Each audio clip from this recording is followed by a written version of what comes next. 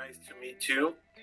Nice This to is meet you. Luis Kramer from Argentina, radio program Cinephilia. I would like to know, first of all, congratulations for your participation in this movie. I would like to know if you have seen previously Dog Day Afternoon, the film directed by Sidney Lumet from 1975, because there is some intertextuality between your film and this one. Yes, yeah, of course I've seen Dog Day Afternoon. I've seen most of Sidney Lumet's films, and yeah, just the '70s in general was sort of the considered, and I considered it the golden age of American films for sure. So, most of my favorite movies are all made in that decade. Um, and yeah, so of course, there's plenty of similarities. There's obviously the the Al Pacino sort of tying it together as well with appearing in our film. But for me, I mean, I think Network was a film that was released 4 months before this happened. Another Sidney Lumet film, and one of my favorite films ever. And there was just something about that movie spiritually to me that felt like Tony. I could picture Tony sitting in the theaters watching that film, and going, "I'm mad as hell, and I'm not going to take it anymore." So there's just something funny that just happened, and I think it captured something that was going on in the world at the time. But again, if you watch Network today, that movie just feels like an ominous sort of premonition of where the world was heading, because it is more relevant today than it was when it was made. So yeah, like there was I actually happened to be sitting watching movies from the '70s when this movie was approached to me. So that there was sort of, I was watching Mikey and Nikki, and I was going, "This is what I want to do." And a week later, um, this movie, Gus approached me with this film. So yeah, very familiar with those types of movies and that era. It just in general. Okay, thank you. Thank you. Lorenza? Hello. Hi, Bill. Well, my question is, Tony real life story took place quite a few years ago. How do you think things might be different today, considering various contemporary factors, including social media, for example? Yeah, I mean, uh, I think the story is more relevant today than it would have been maybe 10 years ago. So there is sort of this general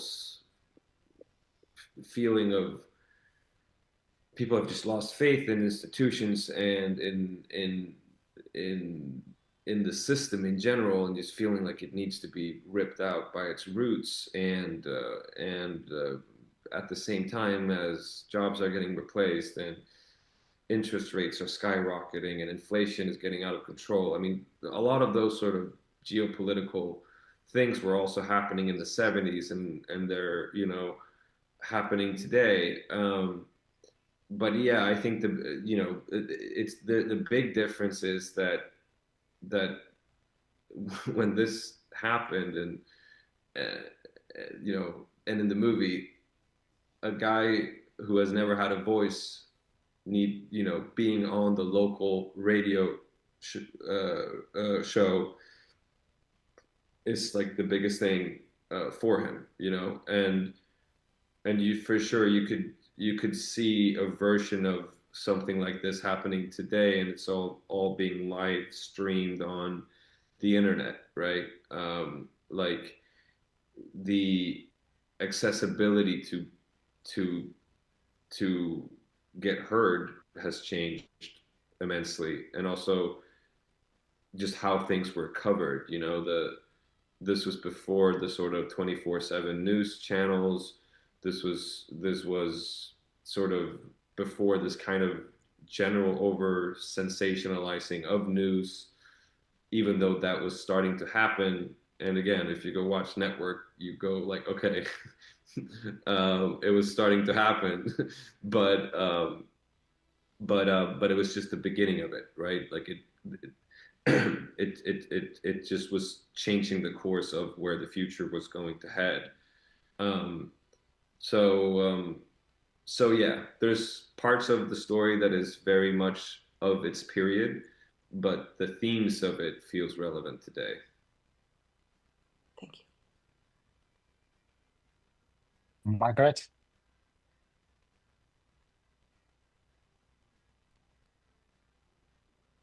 I would think that working with Draco was quite challenging.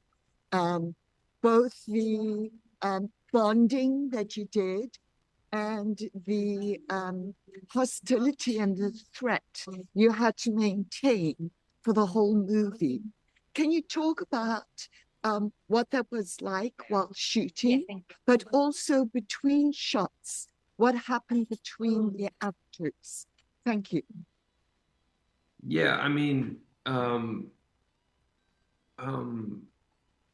I didn't know Dacre before, um, and um, you know, we had a few days of rehearsals, and from what I've heard about him, he's like, okay, he's quite obsessive, he's quite eccentric, and he's you know, he thinks a lot and he's very opinionated, and I'm like, okay, that sounds like me. So we got along off the bat. You know, I think Dacre might have had different ways, like, you know, beforehand. He's like, oh, you know, he just came out of this very sort of demanding role that he did in film, and you know, he was separated from everyone on it, and he had this whole thing, and that's just not how I work. I mean, I think that for me, it's just like, if you're working closely with someone, the more you know each other, the more secure you are, the more, you know, the more safe you feel around each other, the more you can trust each other and explore, you know. Um, and we got along really well. So I think for him, it was just like, you know, he was saying that, like, oh, normally I don't hang out with people I work with, but you know, I made sure that he did. So we hung out a lot, and we enjoyed each other's company, and you know, and he became a good friend. And then yeah, I mean, I don't have a problem of switching it on and off. Once the cameras are rolling, I'm fully committed to the reality of that, you know. And once the cameras break, the mirage and the sort of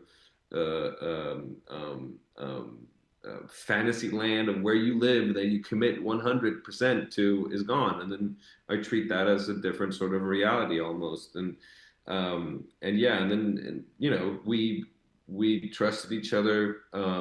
He was feeding me a lot of stuff that I fed back to him, and what I fed to him, he was hearing and feeding back to me. So you're lucky when you're working with an actor that is alive and present and there, and I feel like the best actors to work with are the ones that listen and the ones that are there. And then, you know, if I do this, they react to it. So you feel like, you know, the two of you are dancing together, and you're alive, and you're creating something together, like just like real life, where there's cause and effect of everything that we do. So so I wouldn't. I actually think that, I mean, there's always difficulties on any given movie for different reasons, but like, I think we had a lot of fun doing it. You know, I think we both enjoyed working together, and I think he made me better, and I hope I made him better too. Thank you. Andre? Mr. Skarsgård, do you remember a specific direction Gus Van Sant gave you in a key scene that reshaped how you approach the psychology of your character? No, not really. And I don't think, like, that's not how Gus approaches it either. Like, he's not one that goes like, this is think about this with your character. I think he's, I think he's, I think he's a true master, and I think he's great at casting people sort of semi off of intuition, and then he actually, is one of the few directors that trusts his actors. So he trusts the actors to have done the work and to know, to come in prepared and to know what who the guy is, and he puts faith in that, and then he gently steers it, but he gives a lot of freedom, and then I mean beforehand we had more conversations. Beforehand, before shooting, we had a lot of conversations about sort of psychology behind Tony and the real Tony and the character Tony, and I would share it with him. Like there's quite a lot of stuff you could find on the internet of like, there's a psychiatrist who kind of wrote a whole analysis on the Tony Kuritz's case that I was reading, and it was talking about sort of male menopause. I can't remember the word for it, but it was like there's something happening with men in their mid 40s that can trigger manic episodes, and like I don't know, it was quite out there, but I was like, I've never heard about this before, and I shared it with him, and we had a laugh about that, and like maybe that's some of it's part of that, and so beforehand there was a lot of conversations about understanding the psyche of the guy, but on the day it was he was he gave a lot of freedom, and I'm an actor that you're never gonna get two takes that are exactly the same with me. I don't understand the point in it, so if the cameras are rolling, they're going to be a little bit different every time, and certain things he could come up and go like, oh, this was pretty good, or like maybe take it down a little bit, or gentle sort of steering me into the right direction, but yeah, that was more it. Okay, thank you. Thank you. Luis.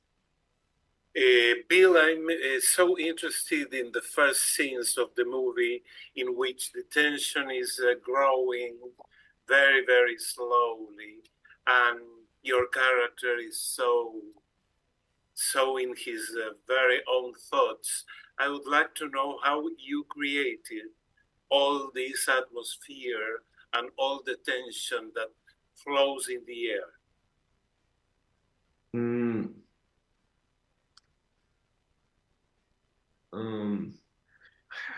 I don't know. I mean, I think I just like it is more the director's job to create the atmosphere and the tone of what the thing is.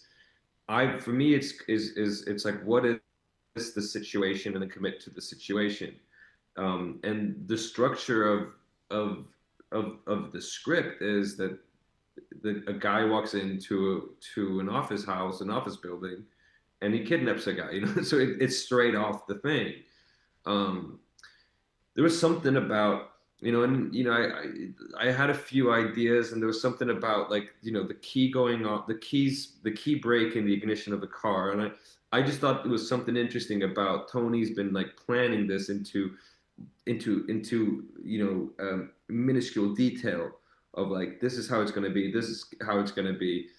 And we all know from life, if you try to overplan something, like it never works out the way you think it is. So he has it planned out, and there was just something funny about okay, so the key breaks into the ignition.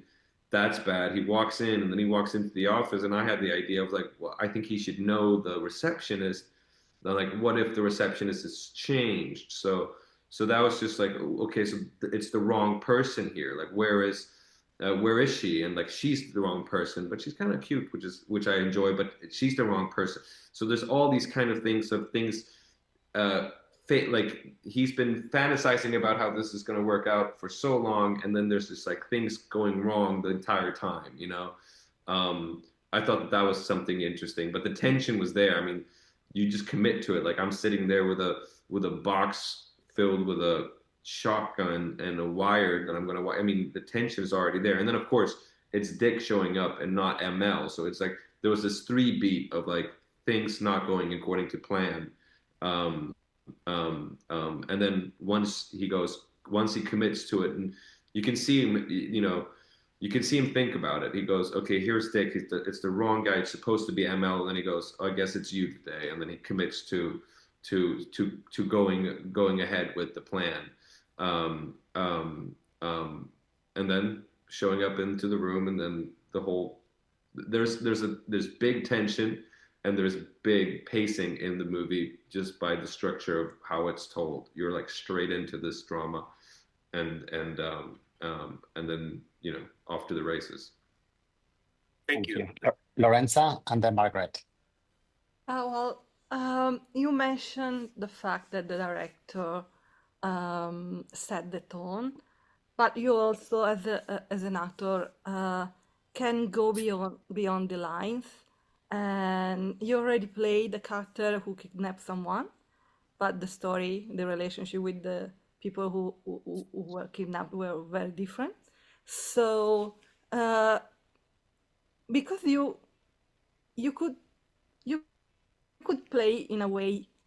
What was your idea? You wanted to play your character in a way that people would like it a bit more, compared with what was written in the screen, in your lines, or you really wanted maybe for the people to feel that it was a menace to society? What was your relationship with him?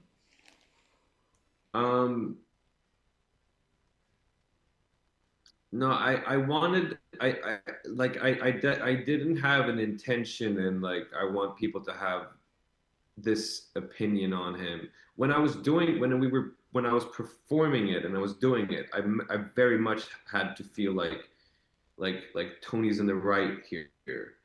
Even though I knew he wasn't, but I was like, that was the embodiment of the characters. Like so it was like this thing of like Dacre would say like, like I read that, he actually did this, and like, about the case of the validity to his claim that they fucked him over. And I'm like, no, they for sure fucked him over. And like, you're reading that thing, and that was posted by the fucking Meridian Mortgage or whatever. So there was like this kind of thing where I'm like, I don't know the exact truth of it. I don't think that the Meridian Mortgage were the mortgage broking company. I think they're built off of greed, and I'm sure they fuck people over. That's sort of the nature of mortgage companies to an extent, I'm not sure exactly the truth of the validity of the actual case, but what I do know for sure is that Tony 100% believed and felt that they fucked him over,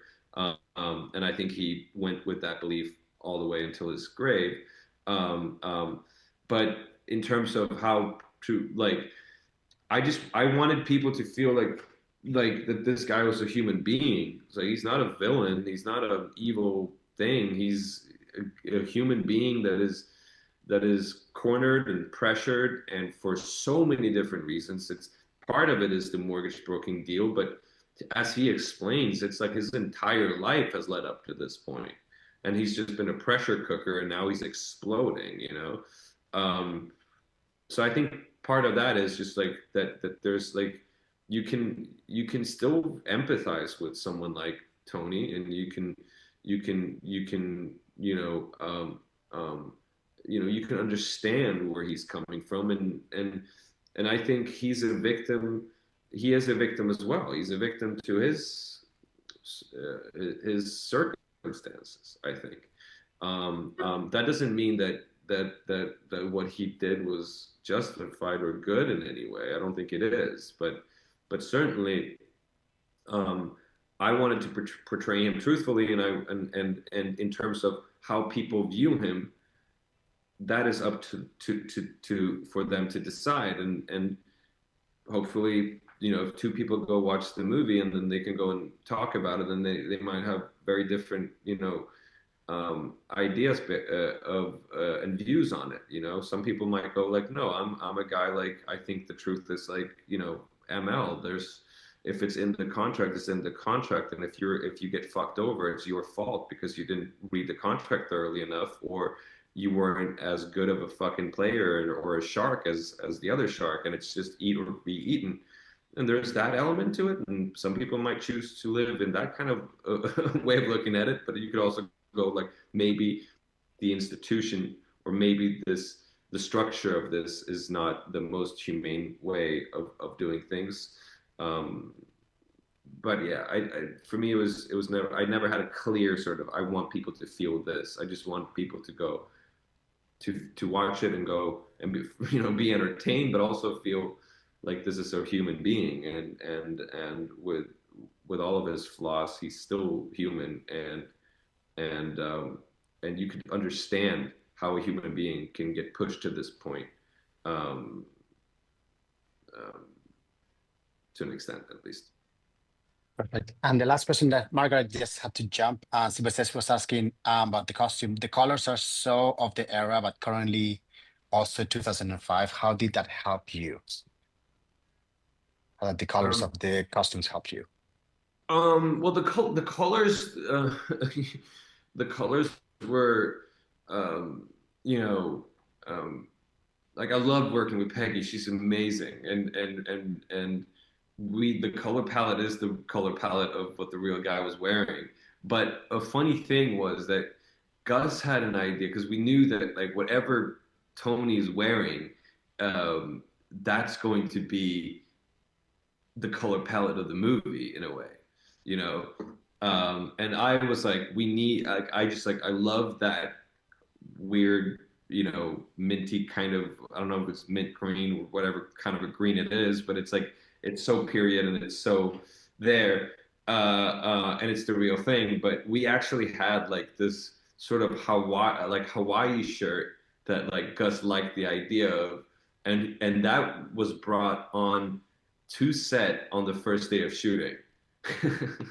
So it was like literally before rolling, the decision was made, and me and Peggy, our costume designer, we were like, no, it has to be the green shirt. And Gus was like, okay, well, let's commit to the green one. But it would have been a very different palette if I had like this white flowery thing as opposed to the green one. So yeah, that was the thing. And then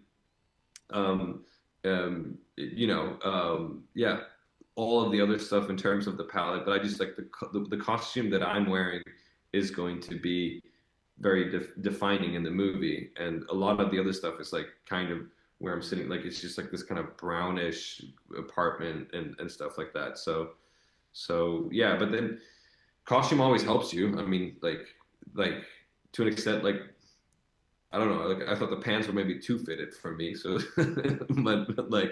but it always helps you, and if you work with someone as great as Peggy, it's fun, Perfecto, miren la hora. Eso es para alguna gente. Bueno, vamos ya mismo a escuchar el primero de los temas musicales de la tarde de hoy, que corresponde a la película Fue solo un accidente. En este caso el tema se titula Oh Oh Oh y es interpretado por Sage Boogie. Aquí lo escuchamos.